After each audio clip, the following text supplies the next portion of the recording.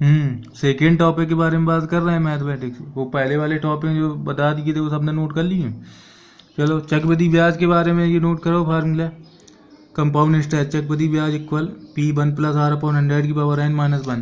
P अपना वही मूलधन, आर इसके दर, n समय, -1 ब्रैकेट बंद करके बाहर पी लिख देंगे। और दूसरा ट्रिक इसका नोट करो, यदि मूलधन पी दिया हुआ और कोई दर r1% की t1 समय के लिए, r2% की दर t2 समय के लिए, r3% की दर t3 समय के लिए हो, तीन दर दी है, तीन समय दिया है, तो मिश्रण ए कितना हो जाएगा? A equal P one plus R one upon 100 की पावर t1। बिल्कुल वही फार्मूला लिखना है, बस इसके मल्टीप्लाई में दूसरा वाला, इसके मल्टीप्लाई में तीसरा वाला और लिख देना है। 1 प्लस r3 अपॉन 100 उसकी पावर में t3, जो समय दिया हुआ है t1 t2 t3 में, तो उसको लिख देंगे।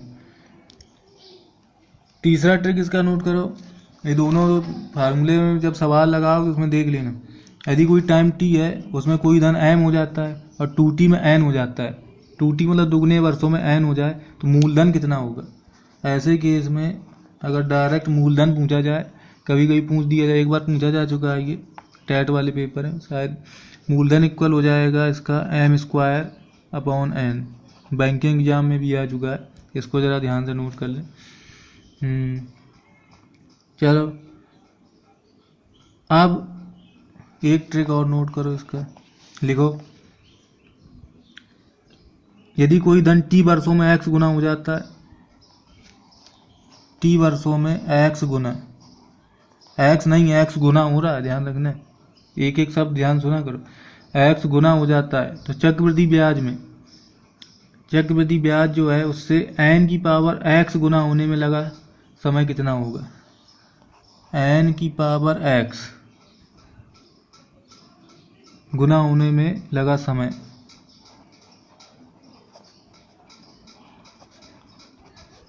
गुना होने में लगा समय बराबर, तो इसको समय लगेगा t इंटू एक्स,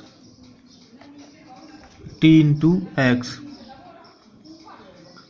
मतलब t वर्षों में अगर n गुना हो रहा है तो चक्रवृद्धि ब्याज से t इंटू एक्स वर्षों में n की पावर x गुना हो जाएगा।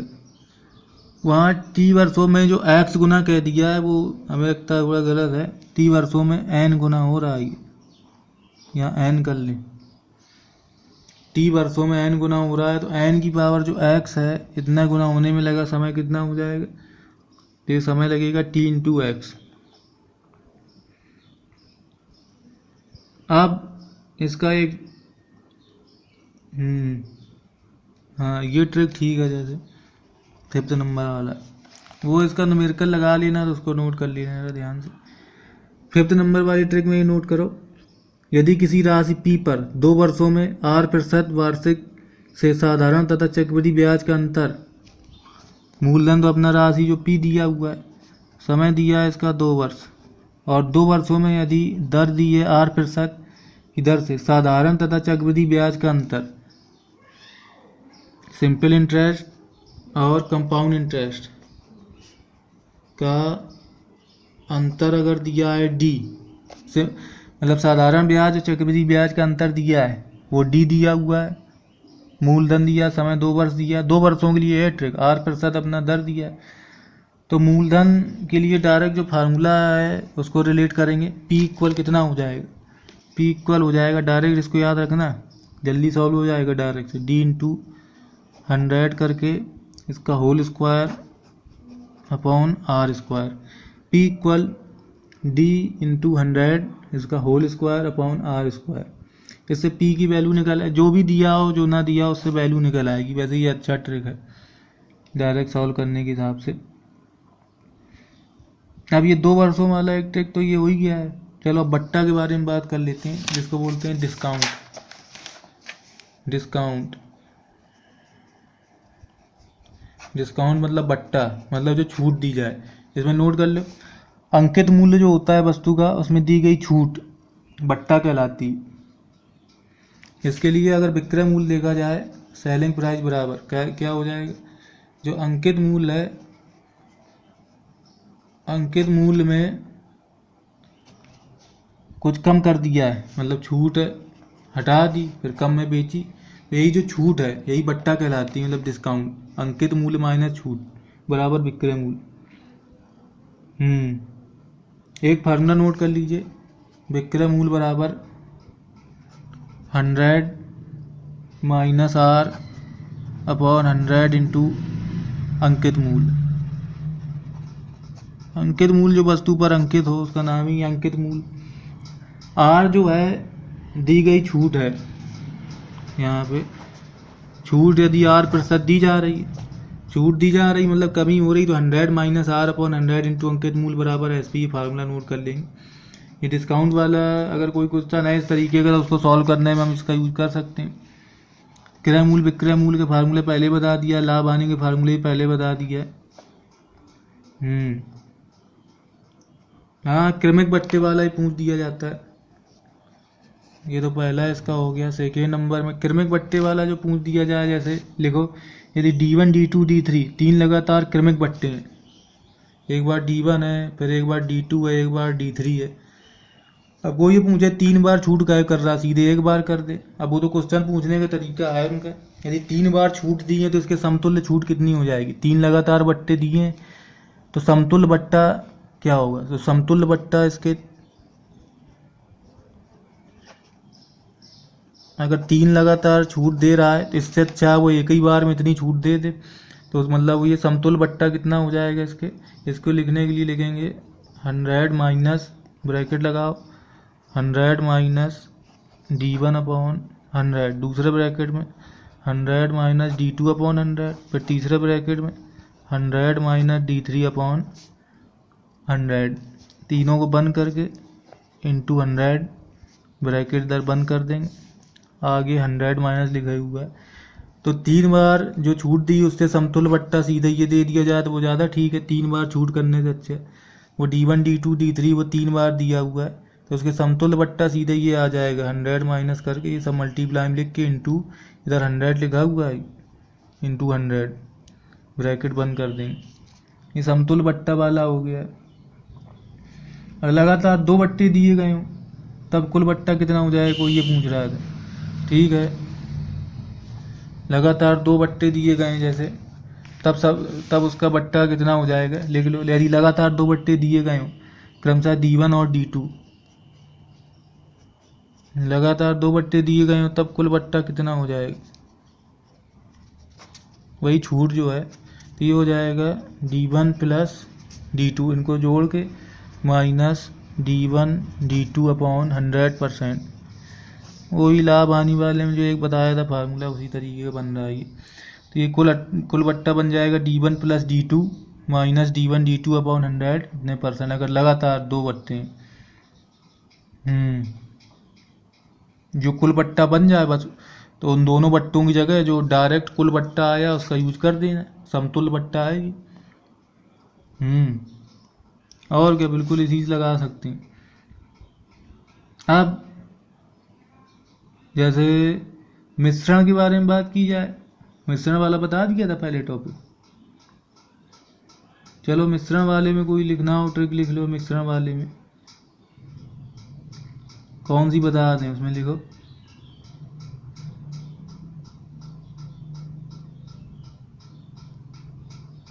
चलो मिश्रण वाले भी बोलो मना कर रहे हैं, चलो ऐसा करो इसी को नोट कर लो पहले इतना।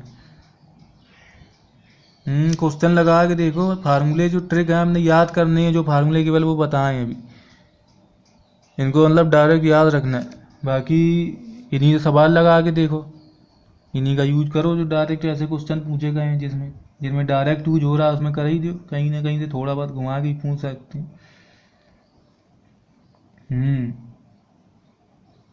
अब समय और कार के बारे में बात कर लें। समय और कार ये भी जरूरी है। ठीक है, इसको और देखे ले रहे हैं। समय और कार कह रहा है, तुम कौन सा बता रहे हो, समय और कार? चलो समय और कार के बारे में और कर ले। समय और कार के बारे में देख रहे हैं। लिखो, यदि ए तथा बी किसी काम को एक साथ, कोई 2 आदमी हैं ए और बी, और किसी काम को एक साथ कर रहे हैं एम दिनों में, तथा ए तथा बी में कोई एक उस काम को एन दिनों में पूरा करता है, तथा ए और बी में कोई एक, चाहे वो ए हो या बी हो, उनमें से कोई एक उसी कार्य को n दिनों में कर रहा है और ये दोनों ए और बी मिलके उसी काम को एक साथ m दिनों में कर रहे हैं, तो दूसरे द्वारा उस काम को करने में लगा समय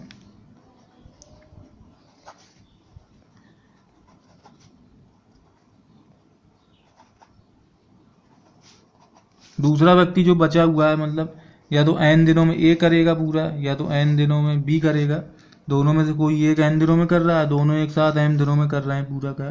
तो दूसरा जो बचा हुआ व्यक्ति है वो कितने समय में कार्य पूरा करेगा, सीधे लिख देंगे m into n upon n minus m, mn upon n minus m, इससे आ जाएगा। दूसरा नंबर लिखो, यदि a किसी काम को m दिनों में कर रहा है, a कर रहा है m दिनों में और b कर रहा है n दिनों में, तो दोनों कितने दिनों में पूरा करेंगे, तो इसका समय आ जाएगा m into n upon m plus n। वो 1 अपॉन करके लगा सकते हैं हम लोग, 1 अपॉन m और 1 अपॉन n करके एलसीएम ले लेंगे, जो आएगा उसका उल्टा कर देंगे। वही बेसिक मेथड से, ये डायरेक्ट हमने लिख दिया a m दिनों में कर रहा है, b n दिनों में कर रहा है, ये दिन दिए हैं सब, तो दोनों मिलकर कितने दिनों में करेंगे, m n upon m plus n। हाँ, वो सीधे 1 अपॉन m 1 अपॉन n करके भी लगा सकते हो, फिर एलसीएम लेके सॉल्व कर सकते हैं, तो उससे भी हो जाएगा। अब 3 व्यक्ति हों जैसे ए बी सी, और ये किसी काम को ये m दिनों में कर रहा है, ये n दिनों में कर रहा है और ये p दिनों में कर रहा है, ये दिन दिए हुए हैं, तो एक साथ मिलकर काम करने में लगा समय, मतलब तीनों कितने दिनों में करेंगे, तो तीनों के लिए फिर वही m n और p का मल्टीप्लाई कर दो, लेकिन नीचे थोड़ा ध्यान रखना, एक बार m n आ जाएगा, तीनों का एलसीएम है ना, एक बार n p आ जाएगा, एक बार m p आ जाएगा। बिल्कुल उसी तरीके का इसमें भी हम वैसे लगा सकते हैं, 1 upon m 1 upon n 1 upon p करके एलसीएम ले लेंगे, फिर उल्टा कर देंगे। क्योंकि वो एक दिन के हिसाब से निकाला जाता है ना कार्य, तभी तो जो आंसर आया उसका उल्टा करना पड़ता है। तो एलसीएम तो आया नीचे लेकिन लिखा है ऊपर, वो और जो ऊपर आया था वो इधर लिखा हुआ है। जब बना ये तो डायरेक्ट याद करना हो, डायरेक्ट याद रखे रहो।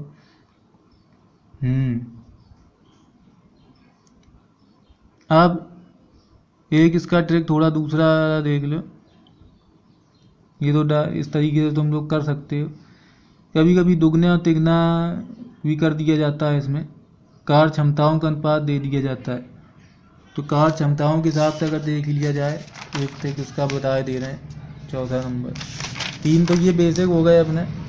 अभी इसके क्वेश्चन 2-4 लगाओगे। समय कार्य पाइप टंकी समझो एक ही जैसे हैं, जिसको समय कार्य आ गया तो उसका पाइप टंकी वाला भी समझो ऑप्शन खत्म हो गया। दोनों बिल्कुल इसी तरीके काम कर, उसमें नल के द्वारा पूछा जाता है कितनी देर में टंकी भर रही है, तो वो दोनों एक ही जैसे। अब देखो ए और बी की कार्य क्षमता का अनुपात m अनुपात n है। ए और बी है, m अनुपात n इसकी कार्य क्षमता का अनुपात दिया है। अब पता नहीं कौन सी ज़्यादा है, m ज़्यादा है कि n ज़्यादा है, नहीं पता है। एक काम को p दिनों में कर रहा है, ए कोई काम को कितने दिनों में कर रहा है, p दिनों में पूरा कर रहा है, और b द्वारा अकेले उस काम को करने में लिया गया समय कितना होगा, तो b कितने दिन में पूरा करेगा, तो b के लिए m अपॉन n करके इंटू कितना कर देंगे, p इतने दिनों में पूरा करेगा। अब यदि ये तो हमने जैसे ए के लिए लगा दिया, बी के, हाँ बस एक ही ट्रिक ठीक है, बस इसमें और कुछ नहीं। अब दूसरा आ जाओ, यदि ए बी की कार्य क्षमताओं का अनुपात m अनुपात n है, दोनों मिलकर काम को p दिनों में समाप्त कर रहे हैं। मतलब इसमें ये है कि ए और बी है, m अनुपात n उसकी कार्य क्षमता दी हुई है, ठीक है। लेकिन इसमें पहले वाले में केवल ए था, p दिन दिए हुए थे, और इसमें m n कार्य क्षमता तो हमारी दी हुई है। उसी तरीके से दोनों मिलकर p दिनों में समाप्त कर रहे हैं, ए और बी दोनों मिलकर p दिनों में कार्य को समाप्त कर रहे हैं। तो ए द्वारा अकेले उस काम को पूरा करने में लिया गया समय कितना होगा। अब अलग से पूछ दिया ए कितने दिनों में पूरा करेगा, तो m प्लस n, ए वाला m नीचे लिख के इंटू कितना कर देंगे p, और b द्वारा लिया गया समय कितना होगा, तो इसमें भी m प्लस n और b वाला नीचे वो n नीचे लिख देंगे, इनटू कितना कर देंगे पी, कितने दिन में ये अकेला ए और अकेला बी उस कार को कर लेगा, और ए और बी दोनों मिलकर कितने दिन में पूरा कर रहे हैं, ये पी दिन में कर रहे हैं, तो अकेला ए और बी कितने दिन में करेंगे निकल आएगा। कार क्षमताओं का अनुपात दिया हुआ होगा, उसमें तो कार क्षमता दी थी, ए का पी दिन में दिया था, बी का पूछा था कितने दिन में करेगी, ये दिन निकल के आएंगे, उस कार को अकेला बी इतने दिन में पूरा कर लेगा। पाइप टंकी में बिल्कुल इसी टाइप का है, उसमें कोई नई ट्रिक नहीं बतानी है। जैसे हमने समय कार बता दिया, तो पाइप टंकी को बिल्कुल इसी तरीके से सॉल्व कर सकते हो, बिल्कुल उसमें बेसिक लगा के कर सकते हो। नल अगर खाली कर रहा है तो माइनस लगा देना, भर रहा हो तो प्लस लगा देना, 1/4 करके। समय दूरी वाले में भी बता दी जाएंगी कुछ ट्रिक। समय दूरी वाले में औसत वेग, औसत चाल के बारे में थोड़ा बहुत पूछा जाता है जैसे। तो आप भाई समय दूरी की कुछ ट्रिक और नोट कर लो। छोटे छोटे फार्मूले तुम लोगों को याद ही नहीं, ये ऐसे फार्मूले हैं, मतलब इतने तो कम से कम याद रखो, ज़्यादा ट्रिक नहीं याद रखनी। ज़्यादा याद रखोगे तो फिर वहाँ ऐसे ही सोचते रहोगे, सवाल पढ़ोगे तब तुम 10 घंटे ही सोचोगे कौन सी ट्रिक लगाएं। उसमें अपने हिसाब से बना लिया करो ट्रिक, कुछ ट्रिक याद रखो, बाकी कुछ बेसिक से सॉल्व कर दो। जब क्वेश्चन लगाओगे तो अपने आप हो जाएगा उससे। इसको नोट करते चलना अपनी कॉपी में। समय और दूरी में लिखो, यदि कोई कार स्थान ए से बी तक एक्स चाल से जा रही है, चाल जो दी है किलोमीटर प्रति घंटा में दी है, इतने चाल से जा रही है, और वाई किलोमीटर प्रति घंटा से वापस आ रही है, वाई किलोमीटर प्रति घंटा से वापस आ रही है, तो औसत चाल पूरी गति के दौरान कितनी हो जाएगी, औसत चाल बराबर। यहाँ देखो स्थान ए से बी तक एक्स चाल से गई और वाई चाल से वापस आई है, एक्स किलोमीटर प्रति घंटा की चाल से जा रही, वाई किलोमीटर प्रति घंटा की चाल से वापस आ रही, तो औसत चाल हो जाएगी 2xy/x + y। इसका भी मात्रक चाल ही है तो किलोमीटर प्रति घंटा रहेगा।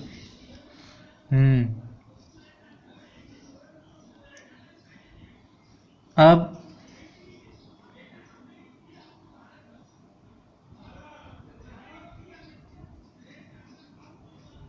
एक और ट्रिक नोट कर लो इसकी, ये तो ठीक है औसत चाल का। औसत चाल का वैसे बेसिक फार्मूला होता है कुल चली गई दूरी बटे कुल लिया गया समय, ये जरूर ध्यान रखना है। कोई औसत चाल का कोई भी फार्मूला अगर निकल के आया है तो निकला वो बेसिक फार्मूले से। एक बार हमने कहा था जो बेसिक है वो ज़्यादा इंपॉर्टेंट होता है। ये फार्मूला बना कैसे है, वो बना इससे, औसत चाल बराबर कुल तय की गई दूरी अपॉन कुल लिया गया समय, ये जरूर ध्यान रखना है औसत चाल के। तीसरे नंबर पे लिखो, यदि एक निश्चित समय में d1 दूरी दी है d1 और चाल दी है s1 और दूरी दी है d2 और चाल दी है s2, तो इसको ये ध्यान रखना कि d1 upon s1 equal d2 upon s2। समय निश्चित है, निश्चित समय में d1 दूरी अगर s1 चाल से जा रहा है, d2 दूरी अगर s2 चाल से जा रहा है, तो इसका अनुपात d1 अपॉन s1 और d2 अपॉन s2, ये दोनों बराबर हो गए। एक ये जो अगला ट्रिक है वो थोड़ा इंपॉर्टेंट है, चौथे नंबर वाला। अगर समय बचाना हो तो इसका यूज कर सकते हैं, नोट करना चालू करो। यदि एक आदमी s1 गति से चलता है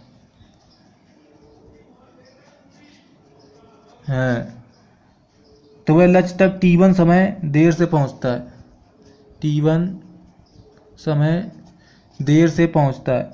यदि s2 गति से चलता है तो वह समय t2 पहले पहुंच जाता है।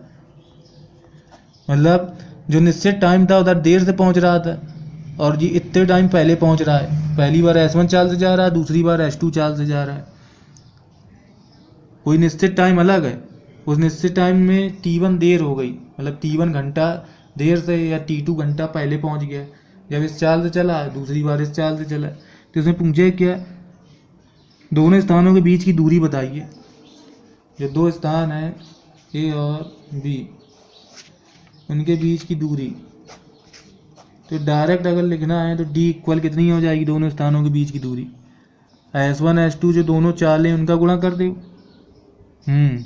फिर इंटू लिखो ब्रैकेट में T1 प्लस T2 दोनों टाइम जोड़ के अपॉन में कितना लिख दिया जाएगा, दोनों चालों का अंतर S2 माइनस S1, तो ये दोनों स्थानों के बीच की दूरी आ जाएगी S1 into S2 into bracket में T1 प्लस T2 अपॉन में S2 माइनस S1। इससे उन दोनों स्थानों के बीच की हम दूरी निकाल सकते हैं। वैसे ये ट्रिक वैसे इंपॉर्टेंट हो सकता है, उस टाइप के क्वेश्चन पूछ सकता है उसमें। नाव वाली कह रहा है, नाव वाले में कौन सा ट्रिक बता दिया जाए। नाव धारा और देख लो, चलो डायरेक्ट फार्मूले याद कर लो, कुछ क्वेश्चन लगा के देख लो, अपनी बुक से लगाते जाया करो, जो ना है वो पूछ जाओ आगे। नाव धारा में देखो क्या करना है, धारा देखो शांत जल में नाव का वेग u, शांत जल में नाव का वेग u दिया है, जैसे किलोमीटर प्रति घंटा में होगा, मात्रक ध्यान रखना है, मीटर पर सेकेंड है कि किलोमीटर प्रति घंटा। और जो धारा का वेग दिया है, धारा का वेग जैसे v है किलोमीटर प्रति घंटा में, तो धारा की दिशा में जब नाव जाए, जिस दिशा में पानी बह रहा है अगर नाव उस दिशा में चलेगी तो तेज चलेगी, तो धारा की दिशा में u प्लस बी हो जाएगा। धारा की दिशा में नाव का वेग कितना हो जाएगा, u प्लस बी। अगर विपरीत दिशा में पूछा जाए तो u माइनस बी, ये ध्यान रखेंगे, मात्रक वही रहेगा किलोमीटर प्रति घंटा।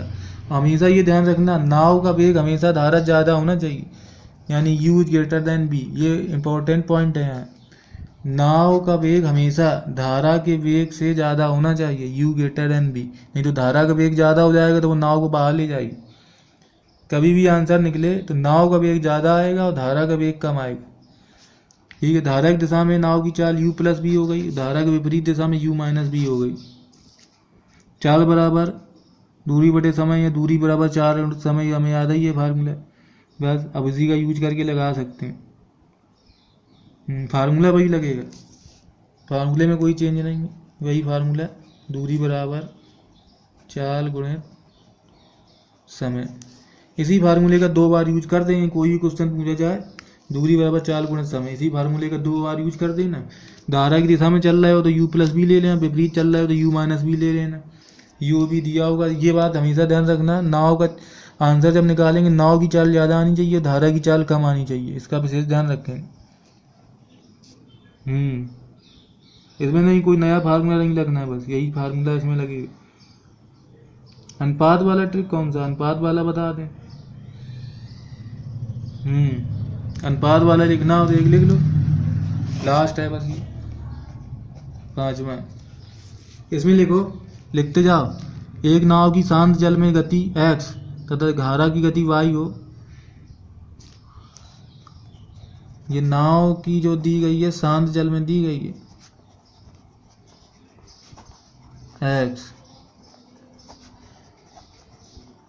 धारा की गति y, मात्रक वही ध्यान रखना है, किलोमीटर प्रति घंटा है। तो धारा के अनुकूल तथा प्रतिकूल आने जाने में लिए गए समय का अनुपात, धारा के अनुकूल तथा प्रतिकूल आने जाने में लिए गए समय का अनुपात m अनुपात n हो। ये कोई समय दिया हुआ है, ठीक है, तो कौन सा इसका इक्वेशन बनेगा ये नोट कर लो, m upon n equal x minus y upon x plus y. ठीक है, नाव की शांत जल में चाल दी हुई है, धारा की चाल भी दी हुई है, किलोमीटर प्रति घंटा या मीटर पर सेकेंड में जो भी दिया हो। धारा के अनुकूल या प्रतिकूल समय दिया है, अनुपात उसका m अनुपात n, तो ये बन जाएगा m/n equal x minus y upon x plus y. अब इससे जो भी पूछा जाए हम निकाल सकते हैं। हाँ, वो किलोमीटर पर घंटा को मीटर पर सेकेंड में चेंज कर सकते हो, जैसे कभी कभी ज़रूरत पड़ जाए। 1 किलोमीटर प्रति घंटा दिया हो, जैसे अगर हम इसको 1 इंटू 5/18 कर दें तो ये बदल जाएगा मीटर प्रति सेकेंड में। किलोमीटर पर घंटा को मीटर पर सेकेंड चेंज करना, 5/18 से मल्टीप्लाई कर दें तो ठीक है। ये धारा 9 वाला भी हो गया है। बस इतना उसमें पूछा जाएगा, बस इससे ज़्यादा उसमें है नहीं। पहले क्वेश्चन 2-2 3-3 क्वेश्चन लगा के सबके देख जाओ पहले। जब क्वेश्चन लगा लो तो अपने आप समझ में आ जाएगा। इसमें फर्स्ट ईयर इंटर की मैथ थोड़ी ना पूछी जाती। ठीक है, बस चलो ठीक है, इतना नोट कर लो अपने।